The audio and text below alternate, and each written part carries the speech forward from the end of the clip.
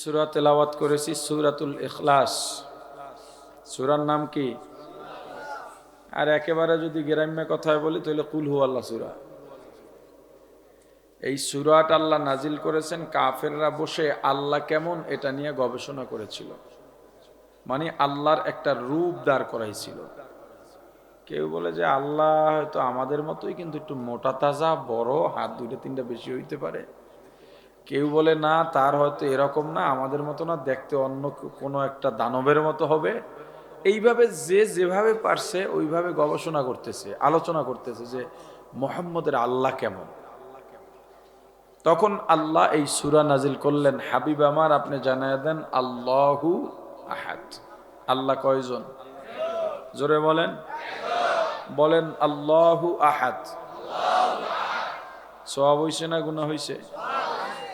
আল্লাহ একজন, লা শারীকা লাহ, তার সাথে কি নাই? জোরে বলেন, লা শারীকা লাহু। আল্লাহ এমন একজন, দুনিয়াতে আছে। এর ফাঁকে বলি, বলেন তো আল্লাহু আকবার অর্থ কি? বলেন। আল্লাহ সবচেয়ে বড়। আল্লাহ এটা বলছেন? আল্লাহ সবচেয়ে বড় এটা বলছেন? যদি বলেন আল্লাহ সবচেয়ে বড়, এটা ইসলাহাতের লাইনে, তাসাউফের লাইনেও শিরিক। কেন? সবচেয়ে বড় বলতে গেলে আরো বড় লাগে।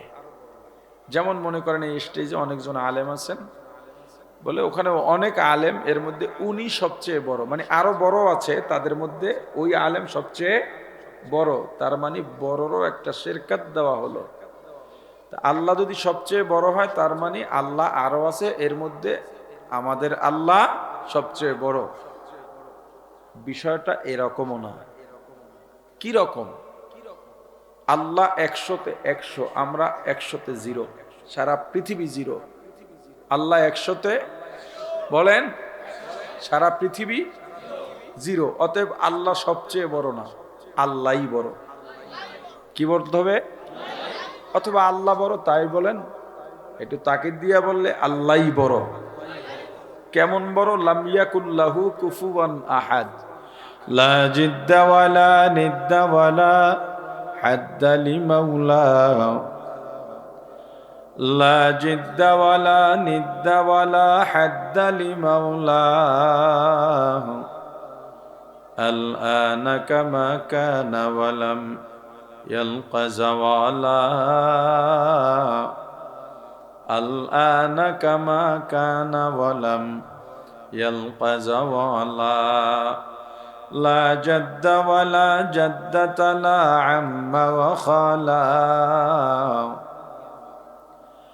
লা জাদ্দা ওয়ালা জাদ্দাতা লা আম্মা ওয়া খালা, লা হাইউলা লা সূরাতা লা শিবহা লিমাউলা,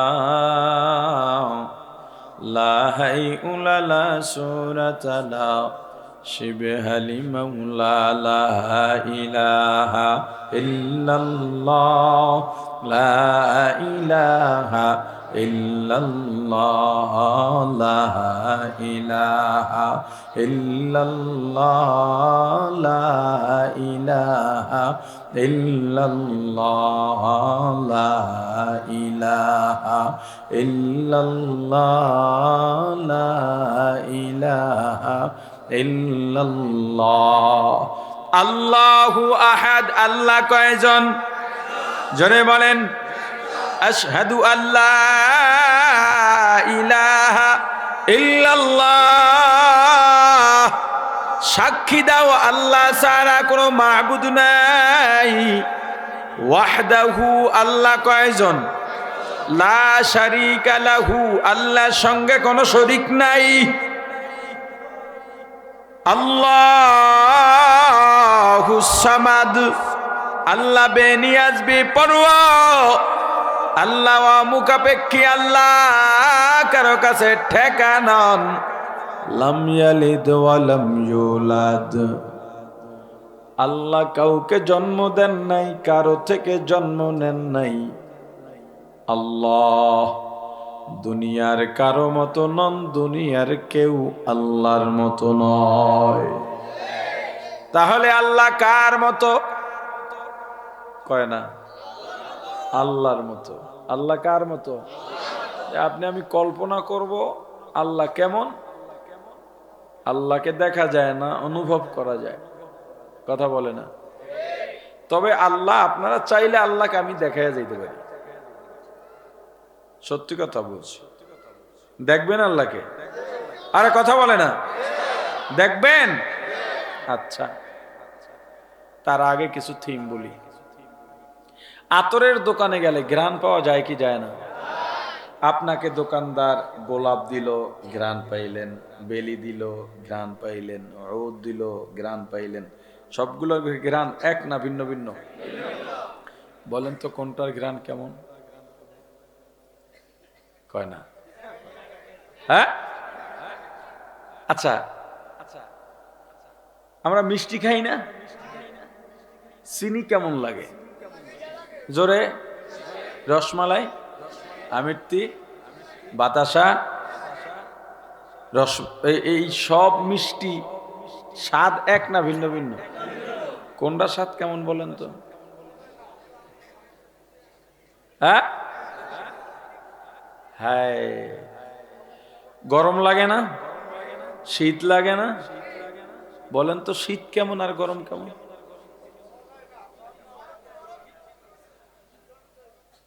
পেটে ব্যথা করে, মাথা ব্যথা, কাটলে ব্যথা, বলেন তো ব্যথাটা কেমন?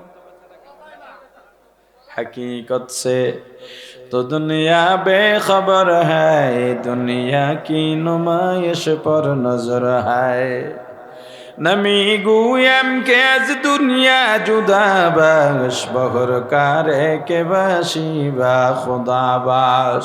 सिस्त दुनिया आज खुदा गाफिल बुदन, नए कमाशों नुकरा हो फर जिंदजान। दुनिया में हो दुनिया का तलबगार नहीं हो,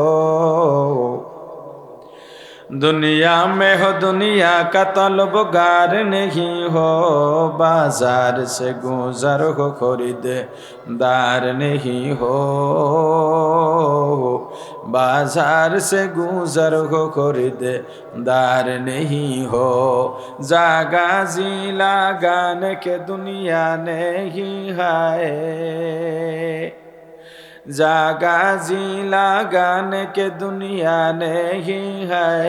ये इबरत की जाहे तमाशा नहीं है, ये इबरत की जाहे तमाशा नहीं है। ला इलाहा इल्लल्लाह, ला इलाहा इल्लल्लाह, ला इलाहा इल्लल्लाह, ला इलाहा इल्लल्लाह, ला इलाहा इल्लल्लाह, ला इलाहा इल्लल्लाহ। প্রাণের ভাই আমার, আতরের ঘ্রাণ পাই নিজে বুঝি এইটা গোলাপ, এটা বেলি, এটা উদ, এটা জান্নাতুল ফিরদাউস। নিজে বুঝি কিন্তু কাউকে ঘ্রাণ বুঝাইতে পারি না। মরিচ মুখে লাগলে ঝাল লাগে, কিন্তু কাউকে বুঝাইতে পারি না ঝাল কেমন। আর একজনের মুখে মরিচ লাগলেও ঝাল লাগে, কিন্তু আমি ঝাল যেটাকে বলি তিনি সেই স্বাদকে ঝাল বলে কিনা তাও তো জানি না।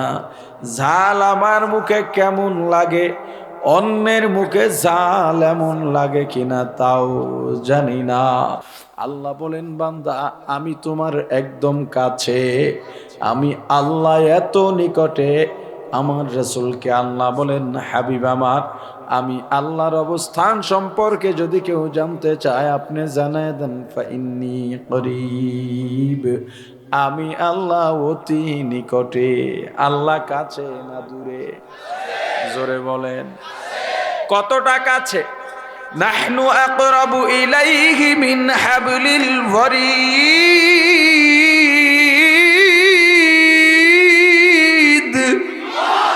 বান্দা তোমার ঘরের শারক যেখানে তার চাইতেও আমি আল্লাহ তোমার নিকটে। ওয়া হুয়া মাকুম আইনামা কুনতুম। বান্দা তুমি যখন যেথায় যাও আল্লাহ তোমার সঙ্গে আছেন। তুমি যদি একজন হও একজন মনে করবা না, আল্লাহকে নিয়ে দুইজন মনে করবা, দুইজন হলে দুইজন নাও, আল্লাহকে নিয়ে তিনজন মনে করবা। যতজন হইবা আল্লাহকে নিয়ে একজন বেশি মনে করবা। ফাআইনামা তুওয়াল্লু ফাতাম্মা ওয়াজহুল্লাহ। বান্দা যেদিকে তোমার মুখ ঘুরাইবা, ঘাড় ঘুরাইবা, চোখ ঘুরাইবা, সেদিকেই আল্লাহকে দেখতে পাইবা। দুনিয়ায় আল্লাহকে দেখা যায়নি, আরে যায়। আন তা'বুদাল্লাহ কাআন্নাকা তারাহ। যদি দেখা না যাইতো হযরত জিবরাইল আমার রাসূলকে বলতেন না, যখন আপনি ইবাদত করবেন মনে করবেন আপনি আল্লাহকে দেখতেছেন। দেখা শর্ত নয়। ফাইল্লাম তাকুন তারাহ, যদি আল্লাহকে না দেখতে পান ফাইন্নাহু ইয়ারাক, আপনাকে আল্লাহ দেখতেছেন। সবাই আল্লাহকে দেখে না, আজকে আমি আল্লাহকে দেখায়া যাই। তার আগে এমন একজন সন্তান দরকার যার বাবা এখানে আছে কিন্তু আমি চিনি না। স্টেজে দাঁড়িয়ে তোমার বাবার বর্ণনা এমন ভাবে দেবা, তোমার বর্ণনার পর ময়দানে তাকাইলেই যেন তোমার বাবাকে চিনে ফেলতে পারি। হিসাবটা সহজ, আগে বোঝেন। একজন আমাকে তোমার বাবার পরিচয় দেবা এমন ভাবে, কোনোদিন তোমার বাবাকে দেখি নাই, এমন ভাবে পরিচয়টা দাও যেন আমি ময়দানে দেখেই তাকে চিনে ফেলতে পারি। এমন কোন সন্তান আছে যে বাবার পরিচয়টা আমাকে এভাবে দিতে পারবে, বর্ণনা যেন দেখেই চিনে ফেলতে পারি? কেউ নাই? নাই কেউ। ফেনীতে বহু বছর আগে এরকম বয়ানে কোন এক প্রসঙ্গে বলার পরে যুবক একজন দাঁড়ায় গেছে, বাবারে যদি না চিনাইতে পারি কেমন সন্তান। পাশের থেকে সবাই টানে, বেটা যাইস নিয়ে দিকে লাফাইতে আছেন। তো ওই স্টেজের সামনে ব্যারিকেড ছিল আর কি, বিভিন্ন মাঠে থাকে তো স্টেজের সামনে। এসে উঠছে, আমি বললাম বলো। বলতেছে আমার বাবা 5 ফিট 6 ইঞ্চি লম্বা, এরপরে শ্যাম বর্ণের, বেশি কালো না, দাঁড়িয়ে আছে, জুব্বা পাঞ্জাবি পরে থাকে, কখনো পাঞ্জাবিও পরে জুব্বাও পরে। আমি বললাম দাড়ি? কয় এখন কিছু পাকছে, কিছু কালো আছে, সাদা দাড়িতে মেহেদি লাগানো। তা আমি বললাম এরকম তো অনেকজন এখানে আছে, সবাই তোমার বাপ নাকি? পরে কানে বুঝে গেছে, হুজুর ক্ষমা চায়। যেই বাবাকে দৈনিক সন্তান 1000 বার দেখে, কতবার দেখে, কত নজর বাবার চেহারার দিকে যায় হিসাব নাই। বাবা সামনে নাই, চক্ষু বন্ধ করলেই হৃদয় স্পটে বাবার চেহারা ভেসে ওঠে। এতবার বাবাকে দেখার পর যেই বাবার বর্ণনা তুমি দিতে পারো না, কিন্তু তোমার হৃদয় স্পটে তোমার বাবার চেহারা ভাসে, তুমি চক্ষু বন্ধ করলেই তোমার বাবাকে দেখতে পাও। মানুষ দেখে চক্ষু খোলা অবস্থায় না বন্ধ অবস্থায়? কথা কয় না? কি এক আজীব, খোলা অবস্থায় দেখে কিন্তু বাবা সামনে নাই, এর চোখ বন্ধ করলে দেখে। কথা কয় না? এই কথাগুলো বোঝেন, বুঝতে পারলে ভালো। এই কথাগুলো বেশি গভীরের কথা। মানুষ চোখ খোলা থাকলে দেখতে পায়, বাবা সামনে নাই, চোখ বন্ধ করলে দেখে। কি মানে আমি কি ভুল কইতেছি নাকি? আপনাদের ঘর বাড়ি, দরজা, রুম, ছেলে মেয়ে কি এখন সামনে আছে? চোখ বন্ধ করেন? কথা কয় না? দরজার কোন দিক দিয়ে সিটকানি আছে, কোন দিকে জুতার র্যাক আছে, কোন দিকে পাতিলা, কোন দিকে কিচেন রুম, কোথায় ছেলে ঘুমায়, কোথায় মেয়ে ঘুমায়, বিবি কোথায় ঘুমায়, ঘরে আলনাটা কোথায়, কয়টা পাইলা পাতিলি, সব কিছু দেখা যায়। কথা বলে না? দেখছেন কেমনে? চোখ বন্ধ করে দেখে কি দিয়ে মিয়া? বলেন বলেন। ওইটা দিয়ে আল্লাহকে দেখা যায়। আল্লাহ বলেন ফাইনামা তুওয়াল্লু ফাতাম্মা ওয়াজহুল্লাহ, যেদিকে তাকাইবা আল্লাহকে দেখতে পাইবা। যারা মুমিন, যাদের কলবে আমার আল্লাহ, যারা আল্লাহকে খুঁজে বেড়ায়, যারা আল্লাহর সঙ্গে সম্পর্ক গড়ার জন্য গভীর রাতে উঠে যায়, নামাজ বিছায়, চোখের পানি ছেড়ে কাঁদে, কাজ করতে গেলে আল্লাহ বেজার হবে এজন্য করে না। যেখানে আল্লাহর রেজামন্দি আছে সেই কাজ করে অন্তরে শান্তি পায়। মানুষ গুনাহ করে সেটা দেখলে কলিজায় লাগে, মানুষ মারা যায় বা গুনাহ করলে জাহান্নাম।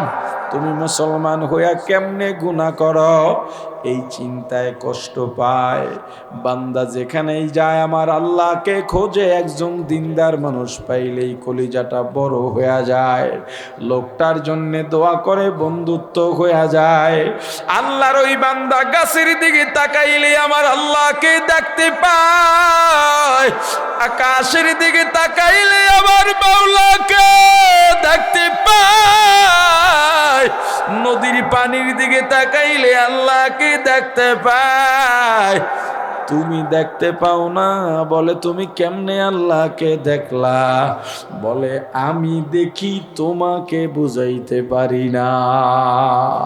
বাবাকে দৈনিক দেখি কিন্তু বর্ণনা দিতে পারি না।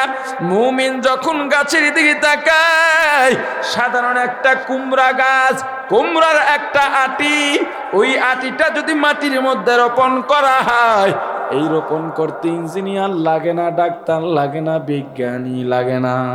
ঘরের মহিলা বা ছোট সন্তান, ছেলে কিংবা মেয়ে, মাটির মধ্যে ফেলায়া রাখলেই 2-4 দিন পরে সবুজ 2টা পাতা গজায়। কোত্থেকে এলো পাতা 2টা? নিচে তো মেশিন ফিট করা নাই, বিদ্যুতের লাইন নাই। 1 মাইল দূরে মাটি খোঁড়েন, দেখেন কোনো কিছু আছে কিনা, নাই। জেনারেটর নাই। ওই পাতা 2টার মধ্য থেকে আরো পাতা বের হয়, এরপরে আস্তে আস্তে বড় হয়, লতা হয়ে যায়। ওই পাতার গোড়া দিয়া ফুল বের হয়, হলুদ রঙের ফুল, ফুলের গোড়ায় ছোট্ট কুমড়া। একটা সময় কুমড়াটা এত বড় হয়ে যায়, আমার নিজের দেখা যাত্রাবাড়ি আরো 13 মণ ওজনের কুমড়া। ও ভাই, দুনিয়ার কোন বিজ্ঞানী আজ পর্যন্ত এমন 2টা পাতা গজায়া দেখাইতে পারে নাই। বরং পাতা গজাবার পরে কেমনে গাছ ভালো থাকবে সেই চিকিৎসা দিতে পেরেছে, ওষুধ দিতে পেরেছে, পাতা বানাইতে পারে নাই। এই চিকন একটা লতা টুকরা টুকরা করে কাটবেন, লতার মধ্যে কুমড়া নাই, কুমড়ার আটিও নাই, শাকও নাই, ফুলও নাই। মাটির ভিতরে যাবেন, সেখানেও কিছু নাই, বরং চিকন কিছু লতা শিকড় জমিনের উপরই ভাগে ছড়ায় ছিটে আছে। ছোট বাচ্চারা টান দিল গাছের মূল সহ উঠে আসে। এমন একটা লতার মধ্য দিয়া এত বড় কুমড়া, কুমড়ার স্বাদ একরকম, কুমড়ার ছিলকা যদি আলাদা ভাজি করেন আর এক মজা। ওই যে ফুলগুলো আছে, ফুলগুলো যদি আবার চিংড়ি মাছ দিয়া ভাজি করেন, ওটার আর এক মজা, ডাটায় এক মজা, শাকের মধ্যে আর এক মজা। কুমড়ার আটিগুলা শুকাইয়া টালবেন, ওটা খাওয়ার মধ্যে আর এক মজা। দুনিয়ার কোনো বিজ্ঞানী আজ পর্যন্ত দাবি করে নাই এটা আমাদের গবেষণার ফল, কিন্তু আমার আল্লাহ বলছেন এগুলো আমার দান, তোমাদের জন্য নিয়ামত। ওয়া ইন তাউদ্দু নি'মাতাল্লাহ লা তুহসুহা, এত নিয়ামত দান করেছি গণনা করে শেষ করতে পারবা না। দুনিয়ার কোনো জ্ঞানী বিজ্ঞানী বলে নাই এটা আমরা গবেষণার মাধ্যমে উদ্ভাবন করেছি বলছে নাকি? তাহলে এর পিছনে একজন আছেন না নাই? আরো জোরে বলেন তিনি কে? আরো জোরে বলেন তিনি কে? ওই আল্লাহকে চেনো, আল্লাহর মায়া মোহাব্বত ভালোবাসা অন্তরের মধ্যে ঢুকাও নাই, আল্লাহকে তোমার খুঁজতেও মনে চায় না। নামাজে দাঁড়াইলে জন্যে নামাজ ভালো লাগে না, দুনিয়ার সব বাজে বাজে খেয়াল নামাজের মধ্যে।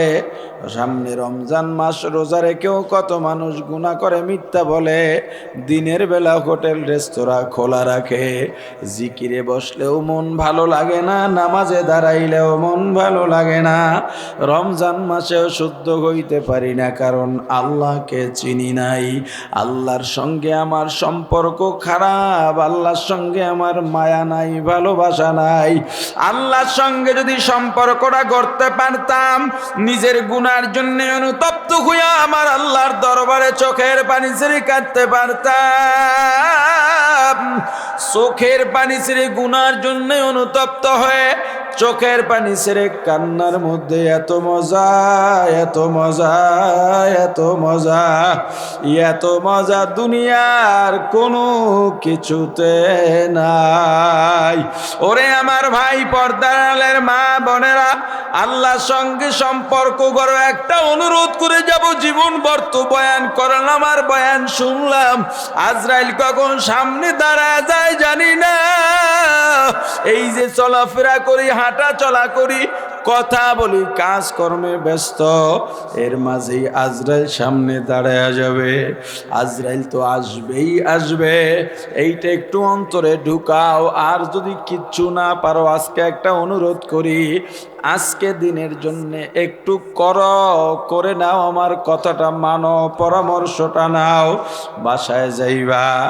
এখন তো রাত এমনিই গভীর হয়ে গেছে, সবাই ঘুমাবে, তুমি অজু সুন্দর করে অজু বানাও, আলাদা একটা রুমের মধ্যে যাও, ওই রুমে কেউ নাই, যায় নামাজ বিছায় দাও, এরপরে নামাজে দাঁড়াও, তাকবীরে তাহরিমায় আল্লাহু আকবার বলে যখন হাত বাঁধবা, এই যে দুনিয়ার সব সম্পর্ক শেষ, আর কেউ আসবে না, আমার কেউ নাই, এখন আমি আর আমার আল্লাহ, আমি আর আমার আল্লাহ, এর মাঝে আর কেউ ঢুকতে পারবে না।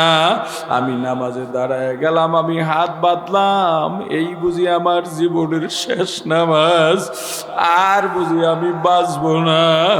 এখন যদি মারা যায়, আমাকে রাতটা কোনোভাবে পার করবে, আবার নাও করতে পারে, সবাই বিদায় দেওয়ার জন্য পাগল হয়ে যাবে।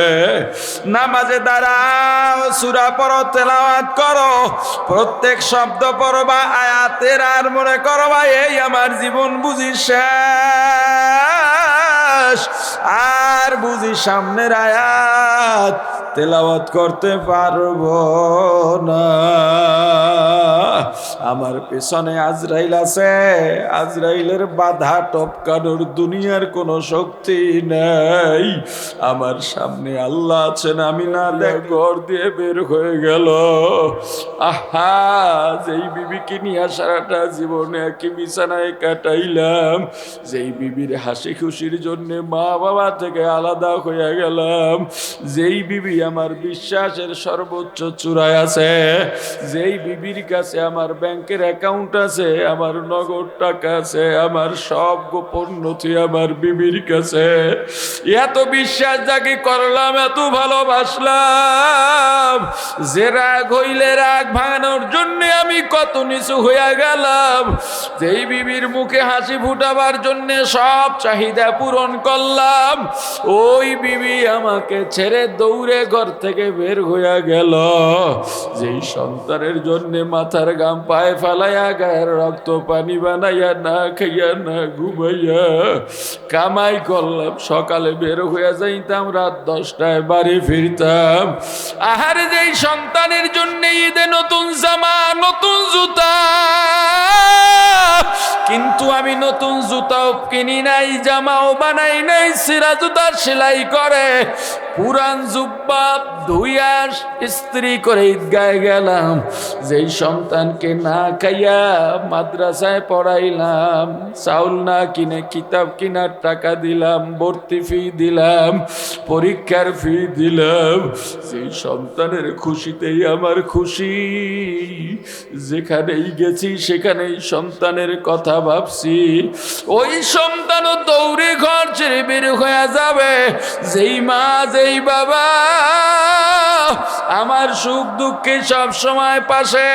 আমি অসুস্থ হয়ে গেলে মা ঘুমাইতেন না, আমার মাথার পাশে বসে সারা রাত সেবা করতে করতে কাটাইয়া দিছেন। আমি ঘুমাইয়া যাইতাম, এরপরও মা ঘুমাইতেন না। মা যায় নামাজ বিছাই আমার জন্য আল্লাহর দরবারে চোখের পানি ছেড়ে দোয়া করতেন। ওই মা বাবাও কাঁদেন, ভাই বোন কাঁদেন, বন্ধু বান্ধব কাঁদেন, আমার বিবিও কাঁদে, আমার সন্তানরাও আব্বু আব্বু বলে কাঁদে। কিন্তু মনের ভুলে একজনেও বলে না আমার বাবাকে 2টা দিন রেখে দাও। বরং কাঁদে ঠিক, একদল দৌড়ায় দোকানে কাপড়ের কাপড় আনার জন্যে, আর একদল দৌড়ায় বাঁশ কেনার জন্যে, আর একদল দৌড়ায় কবর খোঁড়ার জন্যে, আর একদল দৌড়ায় মসজিদে খাটি আনার জন্যে,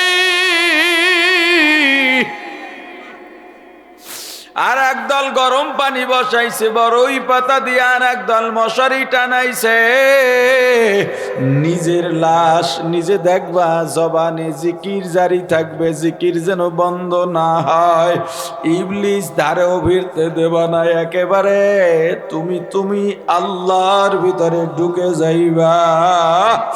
ওই যে দেখা যায় মশারির মধ্যে নিয়া 2 জনে আমাকে গোসল করাইয়া 3খানা পাতলা সাদা কাপড়ের প্যাকেট বানাইছে। এই যে বিদায়, আর কেউ মনে রাখবে না। আহারে, খাটের উপরে উঠাইছে, আত্মীয় স্বজন আসে আর দেখে আমার ছোট ছোট ছেলে মেয়ে আমার গালে চুমুকায়, কপালে চুমুকায়, আব্বু আব্বু বলে কাঁদে ঠিক, কিন্তু বলে না বুকে কবর দিও না।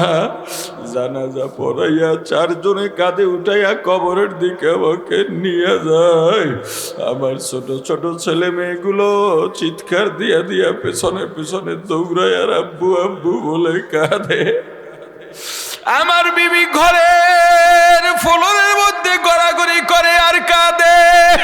আমার মা বাড়ির দরজায় গিয়া গাছের আড়ালে দাঁড়াইয়া আমার লাশ যাত্রীদের দিকে তাকাইয়া তাকাইয়া কাঁদে। ওই কবরে আমাকে রেখে মাথার মুষ্টি খুলে, পায়ের বাঁধন খুলে, বাঁশের চালি দিয়া কলা পাতা বিছাইয়া সবাই হাতের মুষ্টিতে মাটি নিয়া পড়ে মিনহা খলাকনাকুম ওয়া ফিহা নুঈদুকুম ওয়া মিনহা নুখরিজুকুম তারাতান উখরা। কবরটা একেবারে অন্ধকার, এমন ভয়ঙ্কর অন্ধকার আর দুনিয়ার মধ্যে নাই। হে বনি আদম, ওই কবরে কেমনে থাকবি রে ভাই? এই যে কবরস্থান পাশে, কতদিন কবরস্থানে দাঁড়ায় কবরের সঙ্গে কথা বলছ, ওই কবরে একা কেমনে থাকব রে? কি উপায় হবে আমার মরণে? কি উপায় যে হবে আমার কবরে? কি উপায় যে হবে আমার কবরে? সাথী নাই রে বাতি নাই রে কবরে কেমনে থাকব অন্ধকারই কবরে কেমনে থাকব অন্ধকারই কবরে। ও ভাই একটু ভাববা, এখন আমি কবরের মধ্যে আছি, এবার চোখ খুলবা, দেখবা রুমটার মধ্যে অন্ধকার, ভয় ভয় লাগতেছে। এবার আমার মাওলার দরবারে চোখের পানি ছেড়ে দাও আল্লাহ। পাশের ঘরেই তো আমার কত আত্মীয় স্বজন, স্ত্রী সন্তান, আমার এই ছোট্ট রুমের মধ্যে এখানে একটু আলো কম, এজন্য তো দেখি ভয় লাগে। ওই কবরে তাহলে কেমনে থাকব?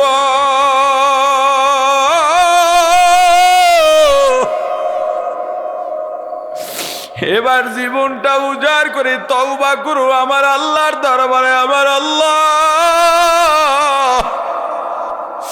এত গুনাহ করছি, এই গুনাহ নিয়ে আপনার সামনে কেমনে দাঁড়াবো? নিজের জীবনের গুনাহগুলা সামনে হাজির করো, চলাফেরায় ব্যস্ততায় কাজে কর্মে গুনার কথা মনে নাই। তোমার গুনাহ তুমি জানো আর আল্লাহ জানেন। সব গুনাহগুলা মনে করো, সব গুনাহ মনে করে সামনে হাজির করো। দেখবা নিজের কাছেই নিজের ছোট লাগে, লজ্জায় মরে যেতে মরে চাই। আহারে এত গুনাহ আমি করছি জানতামই না। এত গুনাহ থাকার পরেও কিভাবে আমি বড় কথা বলি, মাথা উঁচু করে দাঁড়াই। এত গুনাহ নিয়ে আমার মাওলার দরবারে কেমনে দাঁড়াবো? আল্লাহর কাছে বলো, ইয়া রাব্বি, আমি যত বড় গুনাহগার হই না কেন, আপনি আমার মাবুদ, আমি আপনার গোলাম, আপনি আমার আল্লাহ, আমি আপনার বান্দা। আমি যত বড় নাফরমান হই না কেন, যত বড় গুনাহগার হই না কেন, অকৃতজ্ঞ হই না কেন, আপনার দরজা ছাড়া যাওয়ার জায়গা নাই। ওরে ভাই দেখো এত গুনাহ করছি, ও আল্লাহ আমার এত গুনাহ আমার মা বাবা যদি জানতো, আমার মা বাবা সন্তান বলে আমাকে পরিচয় দিত না, আমার বিবি যদি আমার গুনার খবর জানতো, আমার সংসার করত না, আমাকে ছেড়ে চলে যাইতো। আমার সন্তান যদি আমার গুনাহ জানতো, বাবা বলে পরিচয় দিত না। আমার ভাই বোন যদি গুনার খবর জানতো, ভাই বলে পরিচয় দিত না।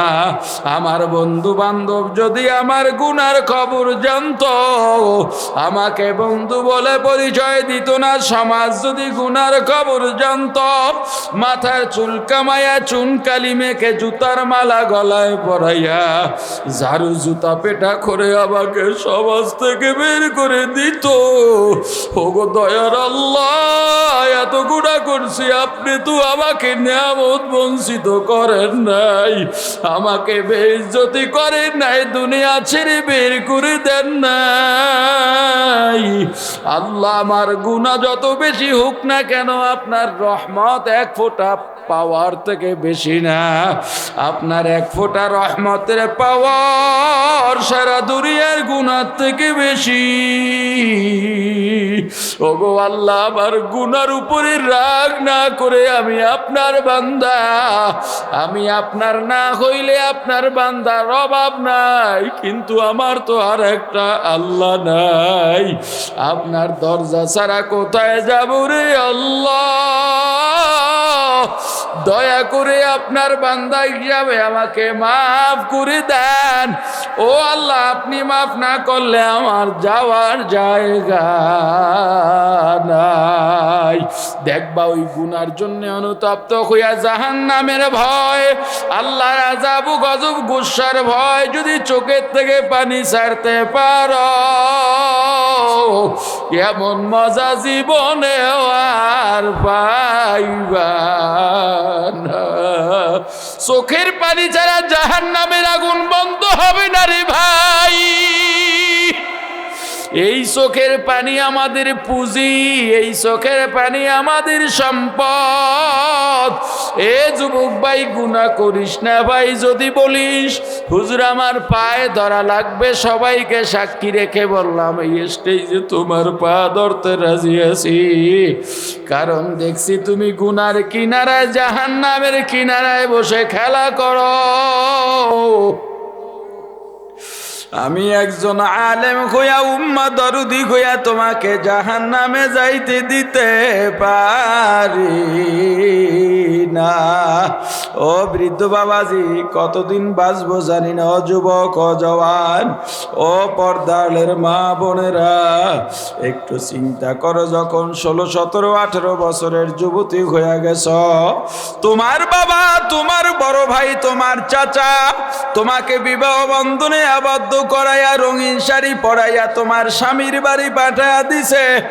এত আনন্দ, তোমার বাবার বাড়িতেও আনন্দ উপলক্ষে, তোমার স্বামীর বাড়িতেও আনন্দ উপলক্ষে গরু জব করে, বকরি জব করে, কত মেহমান খাওয়ায়। কিন্তু এমন একটা দিন আসবে মা, যেই দরজা দিয়ান রঙিন শাড়ি পরে নতুন বধূ হইয়া ঢুকছ, ওই দরজা দিয়ে একদিন সাদা পাতলা 5খানা কাপড়ের প্যাকেটে বন্দি হইয়া লাশ হইয়া বের হইবা। তোমার সন্তানগুলো তোমাকে মা মা বলে চিৎকার দিয়া ডাকবে আর কাঁদবে, জবাব দিতে পারবা না। কতদিন বাঁচবো জানি না, দোয়া চাই। মনে হয় যেন এই বুঝি মারা যাব। আপনাদের সবার যত গুনাহ, তার চাইতে আমার গুনাহ আরো বেশি। যদি খবর পান আপনাদের ভাইটা দুনিয়ায় নাই, একটু চোখের পানি ছেড়ে দোয়া করবেন, আল্লাহ যেন মাফ করে দেন। কারণ ওই কবরের যে আযাব গজবের কথা শুনছি আর পড়ছি, ওই কবরের আযাব সহ্য করার মতো শক্তি নাই। আপনাদের দোয়া ছাড়া কোনো উপায় নাই, সম্বল নাই। আল্লাহ আমাদের সবাইকে মাফ করে দেন, বলেন আমিন। আরো জোরে বলেন আমিন। আল্লাহ আমাদের গুনাহগুলা মাফ করে দেন, বলেন আমিন। আমাদের ইবাদতগুলা কবুল করেন, বলেন আমিন। আরো জোরে বলেন আমিন। যত